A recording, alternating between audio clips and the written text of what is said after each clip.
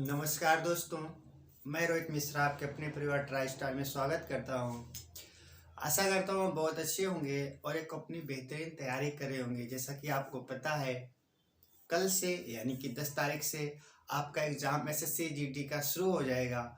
और जिन बच्चों का कल एग्ज़ाम है, तो एग्ज़ाम जाने से पहले आपको फार्मूले रिवाइज करके जाना पड़ेगा, क्योंकि आपको पता है मेंसुरेशन से 1 या 2 क्वेश्चन, हो सकता है 3 भी क्वेश्चन आए, वहाँ से आपसे पूछा जाएगा। तो आप और बिना फार्मूले के आप मेंसुरेशन के क्वेश्चन नहीं कर सकते हैं।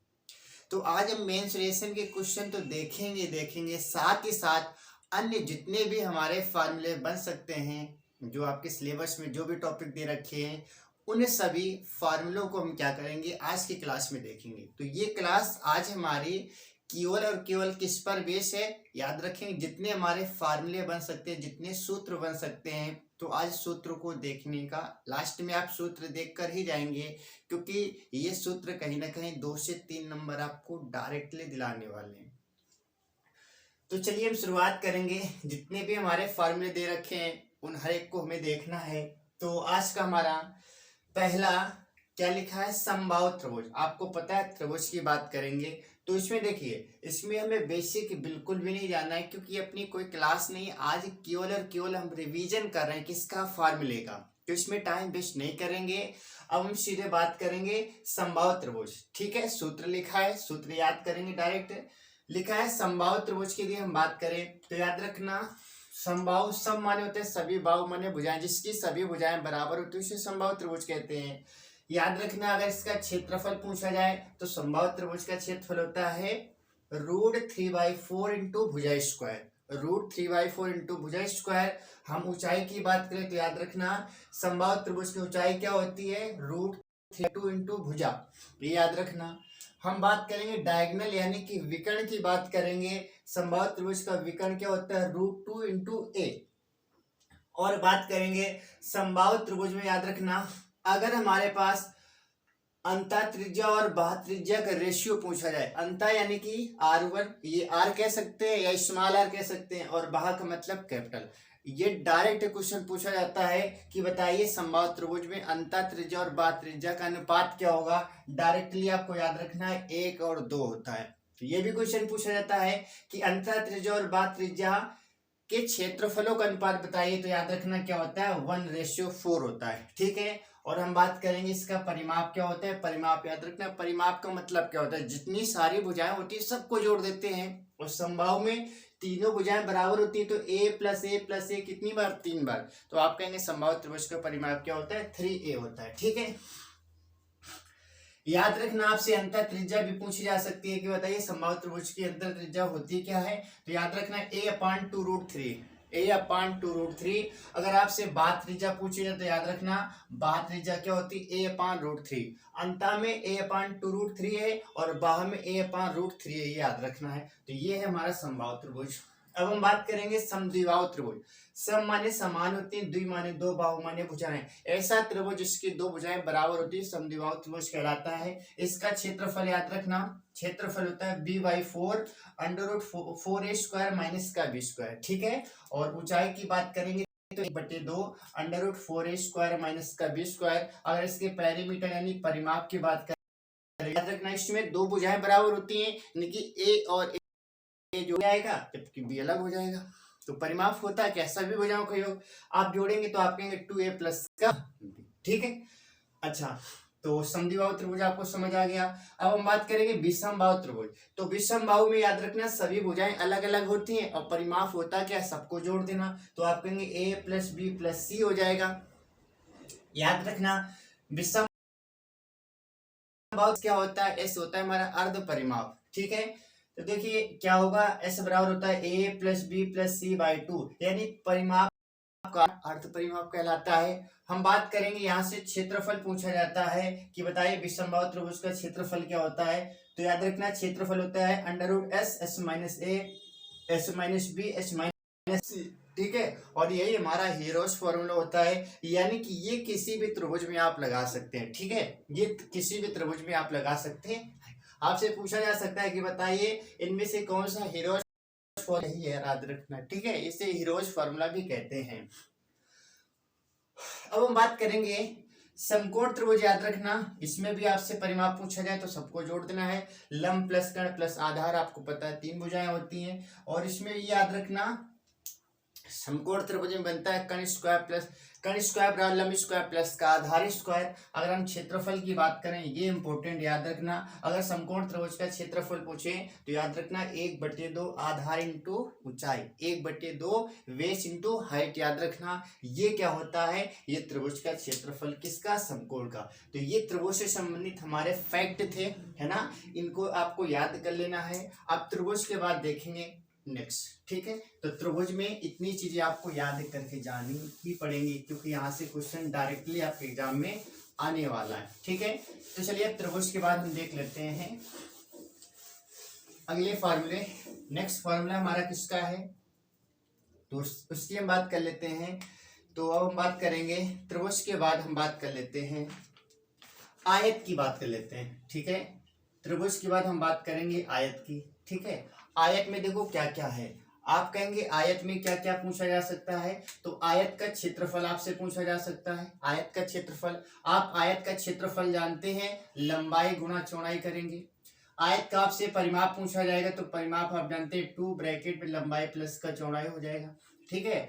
और इसके बाद आयत का विकर्ण आपसे पूछा जाएगा, आप कहेंगे L स्क्वायर प्लस का B स्क्वायर कर देंगे, ठीक है। और आपसे क्या पूछा जा सकता है, परिमाप आपका हो चुका है, आपका विकर्ण हो गया है और आपका क्षेत्रफल हो गया है, ठीक है। आयत से इतने संबंधित। और याद रखना इसी के साथ में एक चीज और आपको याद रखना है, अगर आयत के बाहर से कोई एक क्षेत्र बन रहा हो, यानी कि आपसे पूछा जाता है कि बाहरी क्षेत्रफल पूछा जाता है, क्या पूछा जाता है, बाहर से रास्ते का क्षेत्र। याद रखना अगर बाहर से कोई रास्ता बन रहा है, बाहर से रास्ते का क्षेत्रफल पूछा जाए, रास्ते का क्षेत्रफल, यानी कि कोई आयत बना है हमारे पास, मान लेते इस प्रकार से, और इसके बाहर कोई एक हमारे पास मार्ग ऐसे बनाया जाता है, तो आपसे कहा जाता है बाहरी रास्ते का क्षेत्रफल बताइए। तो याद होता क्या है, तो ये याद रखना, ये हमारे पास डायरेक्ट इसकी एक ट्रिक होती है, ट्रिक कहें आप सूत्र कहें, ये याद रखना, ये होगी 2x ब्रैकेट में लंबाई प्लस चौड़ाई प्लस का 2x, ठीक है। जहां पर x क्या है, यही रास्ते का क्षेत्र, यानी रास्ते का जो हमारे पास जो भुजा दे रखी होगी, ठीक है, जो भी भुजा दे रखी होगी वही हमारे पास हो जाएगी, ठीक है। अब बाहर के साथ साथ आपसे आंतरिक भी पूछ लेता है या अंदर का पूछ लेता है, आंतरिक रास्ते का क्षेत्रफल। तो आंतरिक में कुछ नहीं करना, सेम रखना है, 2x ब्रैकेट में l प्लस का b करना है, यहाँ पर आपको माइनस कर देना है। याद रखना अगर बाहर का कहा जाए तो यहाँ पर आप प्लस का 2x करेंगे, अंदर का पूछा जाएगा तो आप यहाँ पर माइनस का 2x करेंगे, सेम रहेगा बाकी। अच्छा एक और आपसे पूछा जाता है, बीचों बीच रास्ता बनता है, एक तो मैंने बताया कि क्षेत्रफल पूछा जाएगा तो बाहर से बनेगा, दूसरा अंदर से बन सकता है, या फिर तीसरा क्या होता है, बीचों बीच बनता है, तीसरा बीचों बीच बनता है। तो याद रखना अगर बीच का क्षेत्र है तो उसमें करना कुछ क्या है, आपको केवल 2 हटा देना है। आप x लिखेंगे, ब्रैकेट में लंबाई प्लस चौड़ाई करेंगे और प्लस का x कर देंगे, ठीक है, प्लस का x कर दें। लेकिन यहाँ पर अंदर की बात हो रही ना, तो अंदर हमेशा माइनस आता है, ये याद रखना। तो एक बार फिर से देखेंगे आयत के बारे में। आयत का परिमाप पूछा जाए तो आयत का परिमाप, आयत का क्षेत्रफल पूछा जाए लंबाई इंटू चौड़ाई, परिमाप 2 ब्रैकेट में लंबाई प्लस का चौड़ाई। अगर विकर्ण पूछा जाए तो under root L square plus का B स्क्वायर। अगर बाहर से कोई एक क्षेत्रफल पूछा जाए तो 2x ब्रैकेट में L प्लस B प्लस का 2x। अंदर की बात करेंगे 2x L plus B minus का 2x। और बीचों बीच अगर कोई क्षेत्र बन रहा है, उसके बीचों बीच रास्ते का क्षेत्रफल पूछा जाए तो आप कहेंगे x ब्रैकेट में लंबाई प्लस चौड़ाई माइनस का x कर देना, ठीक है। यहाँ पर एक सूत्र और आप याद रखेंगे, आपसे ये भी पूछा जाता है कि कमरे की चारों दीवारों का क्षेत्रफल, ये भी इंपॉर्टेंट याद रखना, कमरे के चारों दीवारों का क्षेत्रफल, चारों दीवारों का क्षेत्रफल अगर आपसे पूछा जाए तो याद रखना 2 लंबाई प्लस चौड़ाई, आपको ये याद रखना है। यानी कि परिमाप में यदि आप ऊंचाई का मल्टीप्लाई करेंगे तो कमरे की चारों दीवारों का क्षेत्रफल निकल आता है, ठीक है। तो ये हमारा था आयत। आयत के बाद देखेंगे नेक्स्ट हमारे पास वर्ग के बारे में जानेंगे। आयत के बाद हम देखेंगे वर्ग के बारे में। तो आपको पता है वर्ग की सभी भुजाएं क्या होती हैं, तो आपके वर्ग की सारी भुजाएं बराबर होती हैं। तो देखिए वर्ग के बारे में आपसे क्या पूछा जाएगा, वर्ग का पहले क्षेत्रफल पूछा जाएगा, तो याद रखना वर्ग का क्षेत्रफल क्या होता है, वर्ग का क्षेत्रफल पूछा जाए तो आप कहेंगे भुजा स्क्वायर, यानी कि स्क्वायर हो जाएगा। अगर आपसे परिमाप पूछा जाए तो याद रखना 4a करेंगे। अगर आपसे विकर्ण कहा जाए तो याद रखना √2 × a ये क्या होगा, वर्ग का विकर्ण हो जाएगा। ठीक है, तो वर्ग का क्षेत्रफल भुजा स्क्वायर, परिमाप क्या होता है 4a, और इसके बाद आपसे पूछा जाए कि बताइए वर्ग का विकर्ण क्या होगा, तो आप कहेंगे √2a हो जाएगा। ठीक है, वर्ग में यही आपसे पूछा जाएगा। इसके बाद में और देख लेते हैं, वर्ग में आपसे यही पूछा जाएगा। और एक याद रखना, यहाँ पर एक चीज और याद रखना, कभी कभी आपको विकर्ण दिया जाएगा तो आपसे क्षेत्रफल पूछा जाएगा, यानी कि विकर्ण देकर अगर क्षेत्रफल पूछे, विकर्ण देकर अगर आपसे क्षेत्रफल पूछे तो याद रखना उसी विकर्ण का स्क्वायर कर देना बटे 2 कर देना। हालांकि आप विकर्ण से यहाँ पर भी तो जा सकते हैं, यहाँ पर भी जाकर आप निकाल सकते हैं, लेकिन अगर आपको ये याद रहेगा तो आपको करना क्या है, विकर्ण का स्क्वायर करके 2 का भाग देना है, तो आप डायरेक्टली निकाल पाएंगे, नहीं तो आप बेसिक से तो निकाल ही सकते हैं। ठीक है, तो ये हमारा क्या था, ये हमारा था वर्ग। ठीक है, हर एक फॉर्मूले को आज हम देखने वाले हैं, जो फॉर्मूले से संबंधित क्वेश्चन आपके एग्जाम में पूछे जाएंगे वो हम सब देखने वाले हैं। ठीक है, वर्ग के बारे में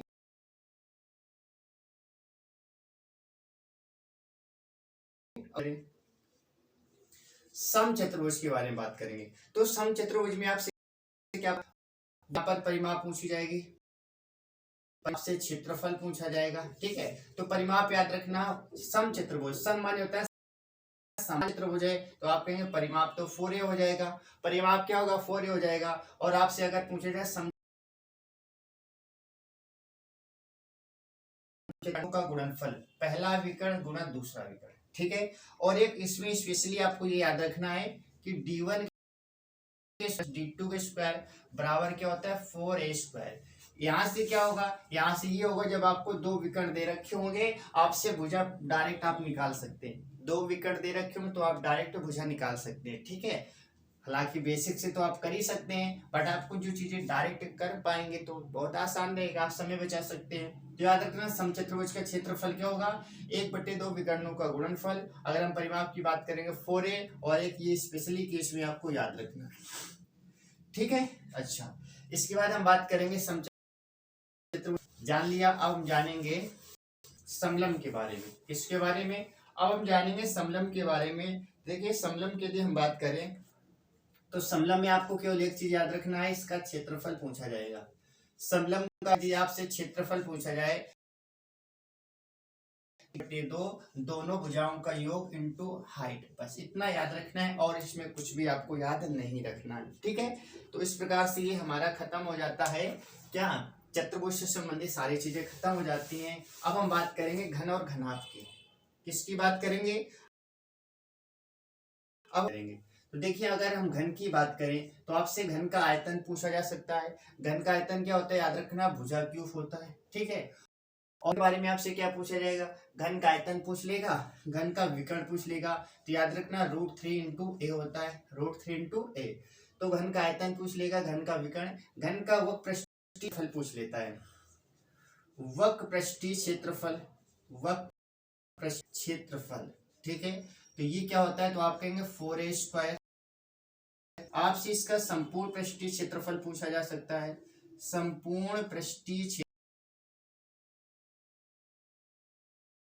क्षेत्र हो जाएगा। ठीक है, और बस इसमें इतनी सारी चीजें पूछी जा सकती है। और इसमें घन के बारे में और क्या पूछा जाएगा, और आपसे 4a square 6a square, 4a square 6a square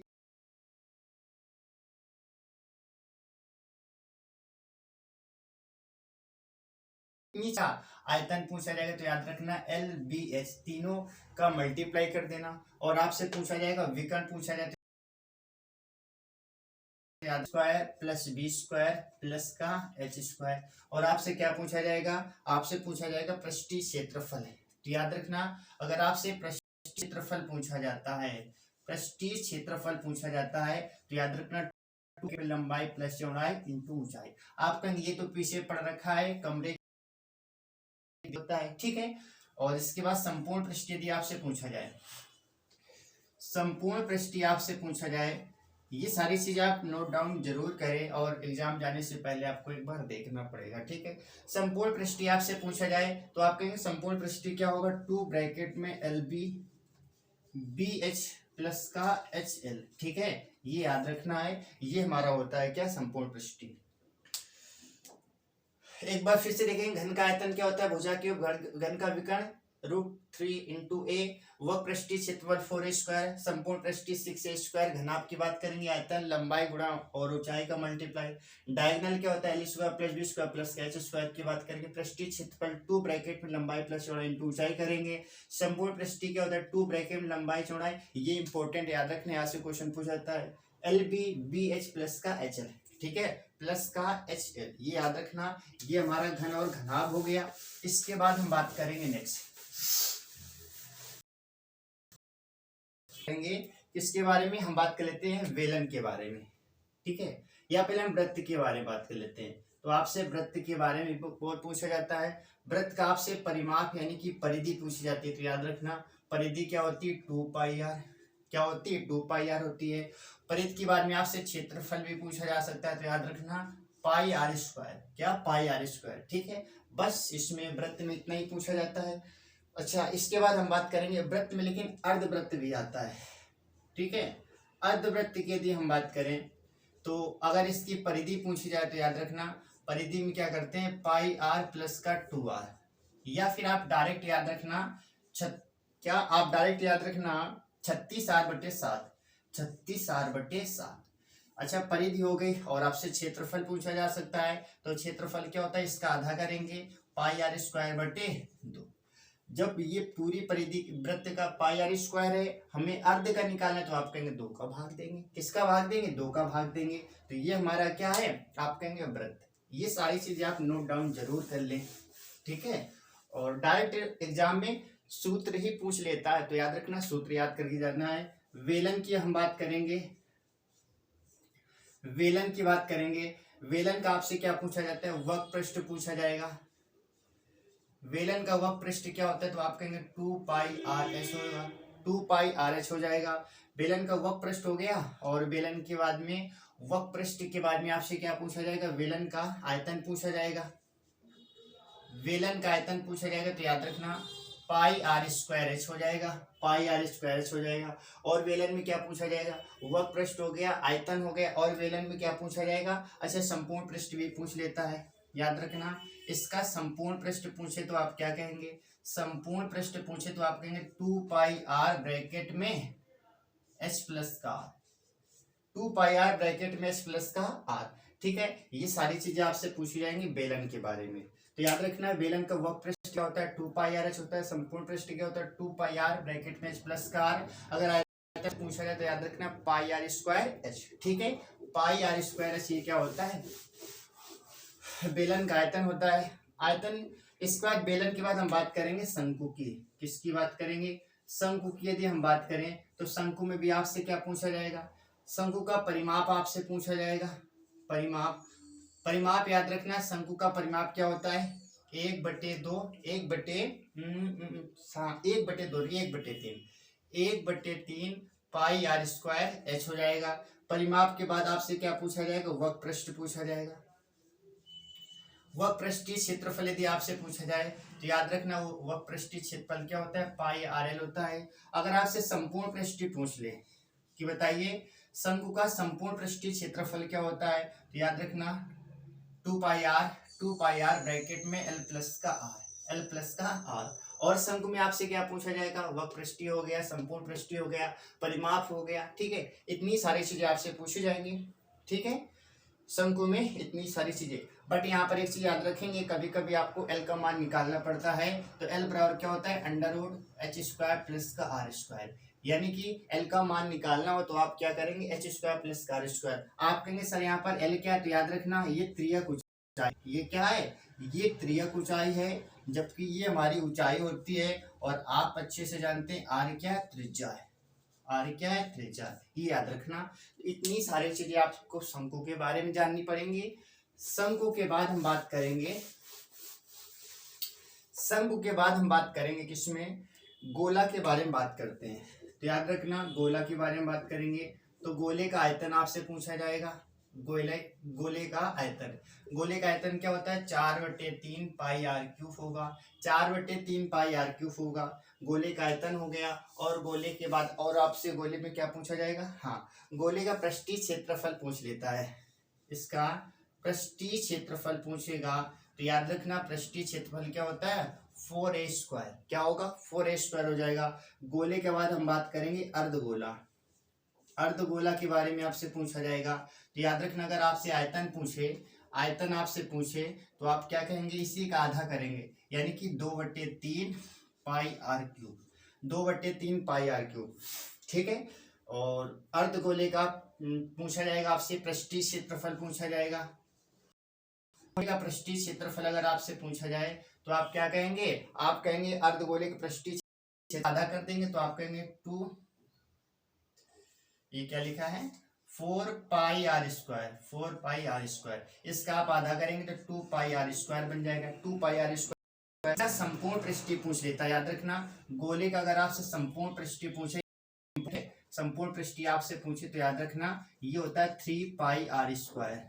क्या होता है, 3 पाई आर स्क्वायर। याद रखना इंपॉर्टेंट है, पूछा जाएगा। और यहाँ पर आपसे क्वेश्चन घुमाकर नहीं पूछा जाएगा, डायरेक्ट आपके मान दिए होंगे और आपसे कहा जाएगा ये चीज निकालिए। तो आप तभी निकाल पाएंगे जब आपको फार्मूले याद होंगे, है ना।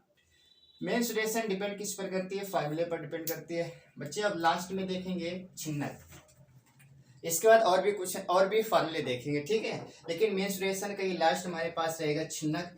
छिन्नक पिछली बार छिन्नक से बच्चे क्वेश्चन पूछे गए थे, ठीक है, छिन्नक से क्वेश्चन पूछे गए थे। याद रखना अगर छिन्नक का आयतन पूछा जाए तो आयतन क्या होता है, तो याद रखना πh/3, πh/3 ब्रैकेट में r² प्लस का r1 यानी कि r इंटू आर, ये आयतन होता है। लंबाई अगर यहाँ से त्रिज्या पूछी जाए तो याद रखना ये क्या होगी, h² प्लस का r माइनस r², ठीक है। और अगर आपसे वह पृष्ठ पूछ लिया जाए, वह पृष्ठ आपसे जाए तो याद रखना इसका वह पृष्ठ क्या होगा, इसका वह पृष्ठ होता है ब्रैकेट में l प्लस का r, ठीक है, r प्लस का r। इसके बाद हम बात करेंगे संपूर्ण पृष्ठ, लास्ट है ये इसका मेंसुरेशन का। अगर आपसे संपूर्ण पृष्ठ पूछा जाए तो याद रखना पाई r² प्लस का r²। इसके बाद में l ब्रैकेट में r प्लस का r, ठीक है। ये सारी चीजें हमारी थी किसकी, मेंसुरेशन की। तो मेंसुरेशन के लगभग जितने भी आपके सूत्र थे या जितने भी सूत्रों से पिछली बार क्वेश्चन पूछे गए वो हर एक सूत्र को मैंने देखा है, ठीक है, हर एक सूत्र को मैंने देखा है। अब हम लास्ट में बात करेंगे किसकी, क्योंकि अब अपना मेंसुरेशन के सारे सूत्र खत्म हो गए। अब हम बात कर लेते हैं कुछ और फार्मूले देख लेते हैं, ठीक है, कुछ और देख लेते हैं। जैसे हम बात करेंगे, हम बच्चे बात करेंगे बहुभुज से भी आपसे पूछे जाते हैं। तो याद रखना बहुभुज की हम बात करेंगे, किसकी बात करेंगे, बहुभुज की बात करेंगे। यहाँ से भी क्वेश्चन आपके एग्जाम में जरूर मिलेंगे। तो अगर आपसे प्रत्येक बाहाकोण पूछा जाए, प्रत्येक बाहाकोण पूछा जाए तो याद रखना बाहर कोण यानी कि बाहरी कोण निकालना, एक्सटर्नल निकालना है तो आप करेंगे क्या, 360 में से n का भाग देंगे। आप कहेंगे सर n क्या, तो याद रखना ये भुजाएं हैं, ठीक है, ये भुजाएं हैं, भुजाएं दे रखी होंगी। इसके बाद में अगर आपसे बाहकोण तो अंतःकोण भी तो आपसे पूछा जा सकता है। अंतःकोण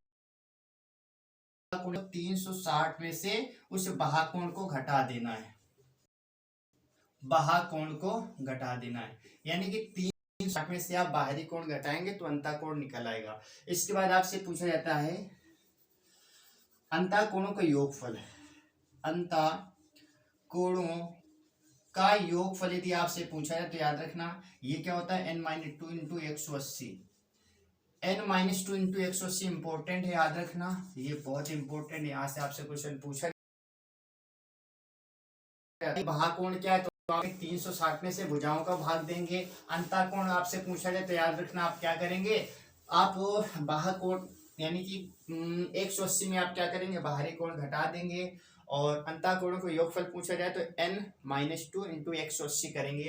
लास्ट में आपसे विकर्णों की संख्या पूछी जाती है जो सबसे महत्वपूर्ण है इस चैप्टर में, सबसे महत्वपूर्ण याद रखना, मोस्ट इंपॉर्टेंट है। ये क्या होता है तो आप कहेंगे ये हमारे पास होता है n स्क्वायर हाँ n² माइनस 3n बटे आप कहेंगे 6 नहीं ना 2 सॉरी यहाँ पर 2, ठीक है। याद रखना अगर आपसे विकर्णों की संख्या पूछी है तो याद रखना n² माइनस का 3n/2 होता है, ठीक है। तो ये बहुभुज से संबंधित क्वेश्चन याद करके जाना, यहाँ से क्वेश्चन एग्जाम में डिफरेंटली आपको मिलेंगे। अब हम बात करेंगे, ये अपना था। इसके बाद और भी क्वेश्चन पूछे जाते हैं, वर्गों का योग बच्चों पूछा जाता है। याद रखना नंबर सिस्टम से है, वर्गों का यदि आपसे योग पूछा जाए, आपसे वर्गों का योग पूछा जाए तो याद रखना n+1 2n+1 होल अपान 6 होता है। क्या होगा 6 होगा। याद रखना अगर वर्गों का योग पूछा जाए इस प्रकार से देगा 1 का स्क्वायर प्लस 2 का स्क्वायर प्लस 3 स्क्वायर चलता रहेगा ऐसे, ठीक है, n² तक।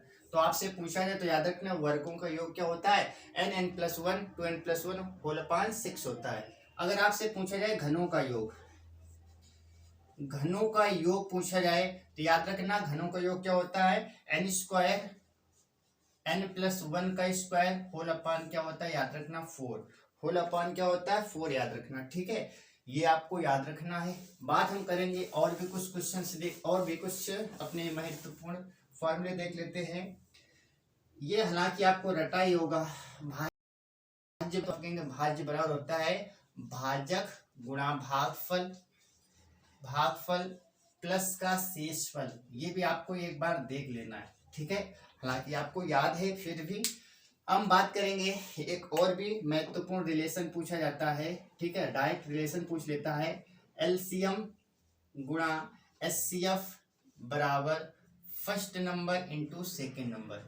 याद रखना आपसे पूछा जाता है कि लासा और गुणा मासा, लासा और मासा का जो मल्टीपल होता है दो संख्याओं के गुणनफल के बराबर होता है। तो लासा गुणा मासा बराबर पहली संख्या गुणा दूसरी संख्या, ये भी आपसे क्वेश्चन पूछ लिया जाता है, ठीक है।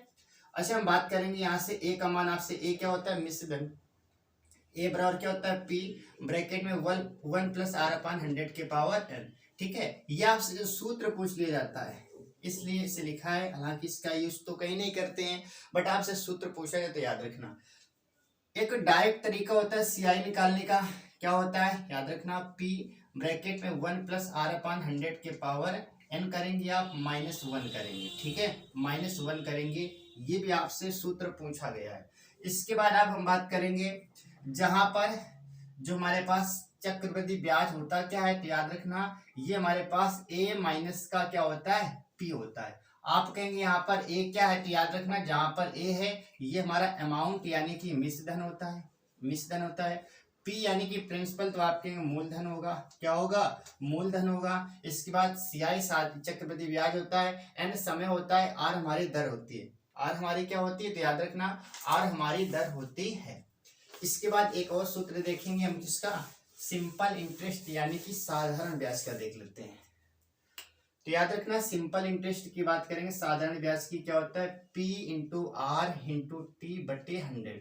आप कहीं इसका यूज कहीं नहीं है बट आपसे डायरेक्ट सूत्र पूछ लिया जाता है, इसलिए आपको सारे सूत्र याद करने होंगे, ठीक है। तो मैंने लगभग सारे सूत्र बता दिए हैं और मुझे नहीं लगता कि इन सूत्रों के बाहर भी आपसे क्वेश्चन पूछे जाएंगे, ठीक है। तो जितने